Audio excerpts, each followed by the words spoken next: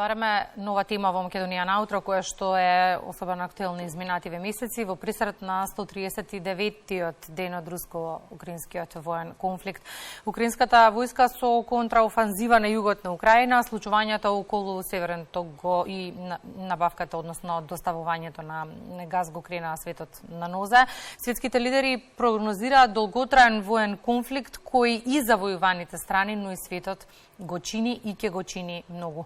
На оваа тема анализа со универзитетскиот професор Никола Дуевски. Добро утро и добро ни дојдовте. Добро утро, благодарам на поканата. Професоре, кога навидом ќе помислиме дека страстите се смируваат, состојбата на терен и информациите не демантираат. Последно, што како информација пристигна е дека украинската војска почнува контраофанзива на југот на Украина. Никој нема намера за сега да попушти? Да, за жал така е, не само да попушти, туку немаат намера да седнат на маса. Тоа е првиот чекор. Не треба никој да попушта во се ова, веројатно затоа што доволно се моќни едните и другите, се разбира, Русија е доминантна, меѓутоа првиот чекор би бил да се повика да се седне на маса. Тие на почетокот на војната имаа неколку обиди, имаа дури и посредници, Ердоган самиот се понуди, но за мене тоа би бил првиот чекор во вистинска насока. Се друго можеме да го гледаме низ призмата на дневни одлуки по однос на напредувањето или отстапувањето на дел од просторот. Но доколку се седне на маса и доколку реално се види кои се реалните, вистинските цели на се ова што се случува на војната, тогаш имаме надеж дека можеби ќе се променат работите. Се додека не се седне на маса, ќе слушаме секојдневно дека украинската војска напредува во тој град, меѓутоа трпи големи загуби во некој друг град и така натаму. Да, во право се тие што велат дека ова ќе биде долготраен конфликт. Тој веќе долго трае затоа што војните во средината на претходниот век, Втората светска војна особено, немала ни приближно вакви разурнувања како што се случуваат сега во само 130-140 денови и тоа е навистина опасно по целото човештво. Затоа е добро што поскоро разум, мудрост и да се седне на маса.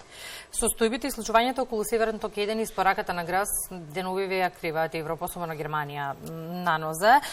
Тука се огласи украинскиот претседател Зеленски кој што кажа дека одлуката на Канада да ја врати руската турбина, која таа сервисираше, е опасна не само за Украина, туку и за останатите држави од демократскиот свет. Тоа се директни последици на конфликтот. Сега е лето, па не чувствуваме некоја посебна потреба за енергенси, меѓутоа наскоро ќе дојде есента, потоа и зимата и ова ќе биде веројатно една од најтешките зими за цела Европа, затоа што факт е дека засега зависиме сите, некој целосно, некој делумно од енергенсите кои што доаѓаат од Русија, но и од храната која што доаѓа од Украина. Политиките, особено на Соединетите Американски држави и на Канада, немаат многу врска со Европа, бидејќи Европа мора да се грижи самостојно. Од председателот Бајден најави дека ќе помогне на европјаните да нема недостиг, барем толкав како што ќе биде доколку целосно се тргнеме настрана од руските енергенси, меѓутоа тоа е се уште далеку. Тоа се планови за после неколку години. Сега, во овој момент, веројатно, алтернативите се многу скромни. Македонија е мала држава, за нас тоа нема многу да значи, меѓутоа за големите европски економии, а после тоа индиректно и за нас се разбира, ќе значи многу, затоа што недостигот на било кој од овие енергенси, не зборуваме само за греењето за граѓаните, туку и за функционирањето на економскиот систем, за големите светски корпорации кои и како зависат од постојан и непречен ток. Минатата недела во Швајцарија беше представен така наречениот Маршалов план за обнова на Украина. Колку ќе чини тоа, зависи од долготрајноста на војната и разурнувањата. Војната дека ќе трае долго, меѓу другото предвиде и изјави холандскиот премиер Марк Руте, кој што даде поддршка меѓу другото уште еднаш на Украина, но едно од прашањата кои што се отвара овој период е колку земјите од Европската унија и Америка ќе може да издржат финансиски или да продолжат финансиски да ја поддржуваат Украина? Ќе продолжат, затоа што интересот е таков да се сопре Путин во Украина. Европската унија има огромни средства, тоа е навистина половина милиарда луѓе кои што одвојуваат од даноците. Мислам дека во тој смисол финансиски Европа нема бргу да почувствува. Се разбира, тоа се издатоци кои што можат да се користат за многу други работи, меѓутоа барем во еден догледен период тие ќе продолжат да ја поддржуваат Украина, не само финансиски, туку и воено, НАТО и сите други држави, некои скромно, некои малку повеќе, испраќаат дури и воена помош, се разбира, тоа е нешто што се случува од првиот ден. Меѓутоа, за Европа ова веќе е сериозно. Ќе значи, еве поскапувањето на енергенсите, инфлацијата, која што сегде е над 10% веќе, скриената инфлација веројатно оди и до 20% во некои од државите, ќе значи дека и бруто домашниот производ наскоро ќе започне да опаѓа и обичниот, просечниот граѓанин во земјите членки на Европската унија ќе го почувствува тоа слично веројатно како и ние. Од друга страна, заменик председателот на Советот на безбедност на Русија Медведев даде изјава и уцени дека љубовта на европејците и украинците пука, бидејќи вели тие се уморни веќе од нив? Не е така. Јас некако, следејќи го Медведев и неговата политичка кариера, сум особено изненаден од радикалноста која што тој ја промовира. Веројатно тој ја доби улогата да го зборува тоа што Путин треба да го каже. Меѓутоа, неговите изјави секогаш треба да се земат многу сериозно. Ова се, зборови кои што тој ги употребува, меѓутоа, заканите кои што ги упатува на овој начин се навистина загрижувачки за цела Европа. Односите помеѓу Украина и Европската унија сега се сосема поразлични. Украина преку ноќ стана земја кандидат за членство во Европската унија. Тоа подразбира обврски и за Украина, меѓутоа и за Европската унија.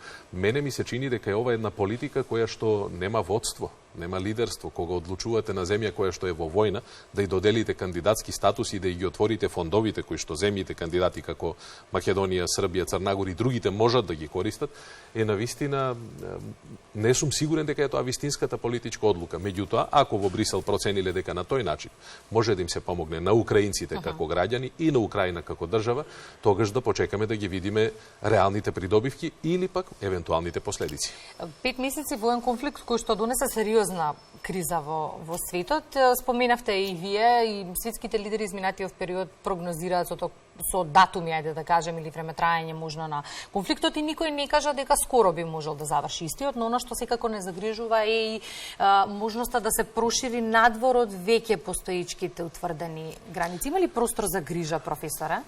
Има. Сега во оваа ситуација веќе никој не треба да рече дека ова ќе остане само во Украина. НАТО веќе превзема одредени чекори. Зголемувањето на бројот на војници на источното крило, односно во Бугарија и другите држави тука, посебно оние сили за брзи интервенции, сега најавата дека за уште 120 или колку илјади војници ќе бидат распоредени на тоа источно крило, говори за тоа дека тие имаат одредени разузнавачки информации дека Путин нема да застане само на Украина. Особено затоа што во руските медиуми, на светските се разбира, медиуми може да се види по некој аналитичар во Русија, кој што отворено, да речам, силно заговараат дека треба да се оди по југот на Украина и да се стигне до тоа што тие го нарекуваат Транснистрија, односно делот во Молдавија каде што живеат руси. Но дали е и тоа целта? Засега е навистина неблагодарно да кажеме, но јас би рекол да, целиот свет треба да биде сериозно загрижен од ова што се случува во Русија и во Украина. И кога сме кај изјавите на светските лидери, некаде на почетокот на јуни, генералниот секретар Столтенберг даде една изјава која што секако украинците не ја очекуваат во поглед на тоа колку Украина како територија ќе треба да жртвува за мир. Вели, диалогот подразбира различни компромиси, меѓу другото и територија. Да се вратиме на почетокот, најважно од се е да се седне на маса и да се види што навистина може да се добие.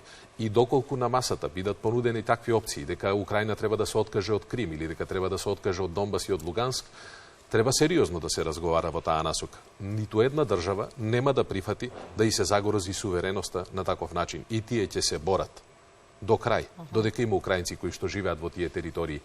Меѓутоа, компромисот веројатно еден ден ќе биде најден. Не може ова да трае вечно, може да трае уште неколку месеци, може би уште неколку години, но на крајот сите истоштени и со уназадено човештво ќе седнат на маса и ќе се договорат. Да се надеваме дека ова ќе остане само помеѓу Русија и Украина, но мора да бидеме многу внимателни и да се подготвуваме дека овие индиректни влијанија, особено енергетската криза, економската криза и се друго, ќе ги чувствуваме и ние. На 24 февруари, кога се сретнавме овде во студиото 3 на Македонската телевизија и кога дискутиравме за тоа што би можело да се случува во периодот кој што следи и каков би бил исходот од сево ова, споменавте уште една можна криза која што веќе е актуелна и ја живееме, за жал состојбата со мигрантите. Податоците се дека досега околу 5 милиони украинци ја напуштиле напуштили Украина. Вчера прочитав некаква информација дека 3 милиони од нив се враќаат веќе во Украина, но не се проблем само тие. Имам информации дека, да речеме, околу 150.000 мигранти барем за сега од медитеранските земји бараат спас од Европа како последица на гладот кој што го донесе кризата. Така е, но и многу луѓе мигрираа од Русија. Во тие први неколку денови и недели од кризата има некој податок дека во Белград само има повеќе од 50.000 руси кои што се дојдени на крајот на февруари и март. Значи и во другите земји во Европа, особено во Полска и така натаму. Меѓутоа, да, факт е дека доколку не се договорат, еве овие денес најавени преговори за премин непречен на украинското жито, гладот е реалност. Може би не овде во Европа, може би не кај нас, меѓутоа во земјите кои што и досега беа на работ на обезбедување на храна за своето население, тоа ќе се почувствува. Ваквите процеси, да, имаат негативно влијание и врз мигрантските текови. Сега за сега се уште нема некој голем бран, меѓутоа да речем на дневна основа има по неколку десетици луѓе кои што и по оваа балканска рута се обидуваат да стигнат до Европската унија. Пред неколку денови видовме дека и во Италија бродовите од Либија, од Северна Африка повторно се активни, мигранти ја користат и таа медитеранска рута. Не е воопшто за изненадување, веројатно не од таков интензитет како што беше 2015-2016 година, меѓутоа сигурно ќе има раздвижување по однос на рутите од Блискиот Исток, од Сирија, од Африка особено, и другите држави кои што реално ќе бидат многу повеќе погодени од недостиг на храна отколку ние. Очекуваме денови да видиме каков ќе биде епилогот од разговорите на турскиот председател со рускиот и украинскиот председател за оние безбедносни коридори за храна. Да, Украина е, па и Русија се разбира, се најголемите житници во Европа.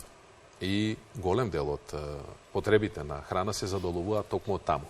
Доколку останат во Црноморскиот регион толков број на танкери кои што само чекаат да поминат, затоа што таму има минирани подрачја, каде што ниту по вода, ниту по копно не можат да се изнесуваат камионите, бродовите и така натаму. Доколку постигнат некој таков договор, тоа ќе биде една од првите добри вести кои што ќе ги слушнеме од тој дел на светот. Меѓутоа, сето тоа е под знак прашање. Навистина е тешко да се договори.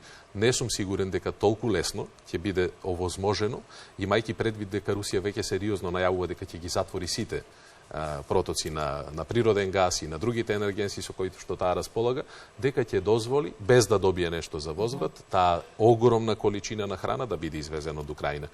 Тоа е една од целите на оваа специјална војна, да се уништи производството на Украина, да се уништи дури и таму каде што нема воени действија, каде што земјоделците, да речам, нормално функционираат, ги обработуваат своите имоти и така натаму, да се уништи нивниот приход, да се уништат украинците и на тој начин, економски. Непријатно е во 21 век кога зборуваме постојано за диалог и предноста на диалогот, се да се решава со оружје како во случајов Русија и Украина, меѓутоа некако на крајот на денот повторно си се навраќаме на дома, она што ние би го чувствувале како последица на тоа што се случува надвор, и живееме сериозна економска криза која што и сите познавачи на состојбите велат дека ќе трае.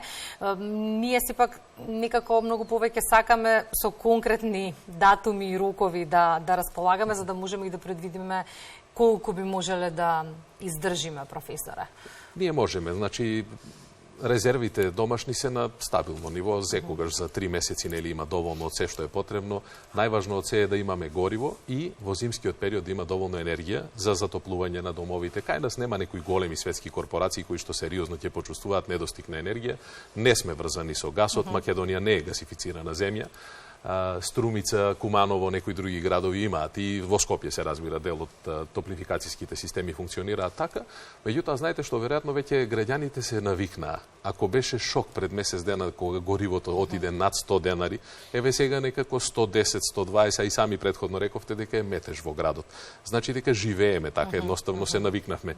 Силно посакувам да нема недостиг на енергенси, а економската криза таа секако е тука, веќе е тука, со нас е стандардот ќе ни биде помал. Ако сме планирале годишен одмор од 10 дена, ќе го скратиме на 7 дена и веројатно просечното македонско семејство така ќе ја почувствува кризата. Добро е тоа што работните места засега се, да речам, загарантирани, нема некои сериозни отпуштања од работа, а резултат на тоа се разбира што ние немаме баш никакви врски со Русија, овде нема руски инвестиции, нема некој кој што е зависен од од енергенсите до таа мера да треба да го рационализира своето производство, да не чека тешка зима, меѓутоа ја се надевам дека навремено, а сега благодарение и како членството во НАТО, ќе успееме на тој светски пазар да обезбедиме барем енергенси да се затоплува главниот град, затоа што во внатрешноста луѓето користат поинакви средства за грејење, дрва и така натаму, за тие нема да има зима, што се вели. Професоре, на крајот на разговорот уште едно прашање поврзано со секако уште една актуелна тема. Веќе почна, условно кажано, битката за наследник на Борис Џонсон, кој што треба да се знае на 5 септември. Разноликоста на кандидатите поголема од било кога, но се чини дека интригите и моќта се дел и од оваа приказна. Се разбира, тие веќе утврдија 8 кандидати, а беа 11, нели, меѓутоа 8 утврдија затоа што тоа е максимумот што може да поднесе конзервативната партија. Тие се уште најпопуларна партија и тоа со сериозна предност пред опозицијската партија во Велика Британија, и наследникот на Борис Џонсон во овој момент веројатно не може никако да се прогнозира, затоа што има 3 или 4 кандидати кои што имаат подеднакви шанси. Ниту еден од нив не се истакнува. Тие се четворица, ајде да речам овие други четворица, може би се малку аутсайдери, меѓутоа помеѓу 4 кандидати кои што се носечки во сево ова, не може да се даде предност на ниту еден. Ќе видиме како ќе се одвиваат нивните внатре-партиски активности во наредниот период, летото ќе биде интересно, но кој и да биде премиер после Борис Џонсон ќе има многу сериозна обврска, затоа што Велика Британија сега надвор од Европската унија се уште е силна и моќна и имаше сериозна улога во односите Русија-Украина. Ќе видиме како ќе биде новата британска политика. Споменавте и вие, ќе следиме, тоа значи ќе имаме уште една тема за дебата во периодот кој што престои. Благодарам за денешното гостување. Со задоволство и благодарам и јас.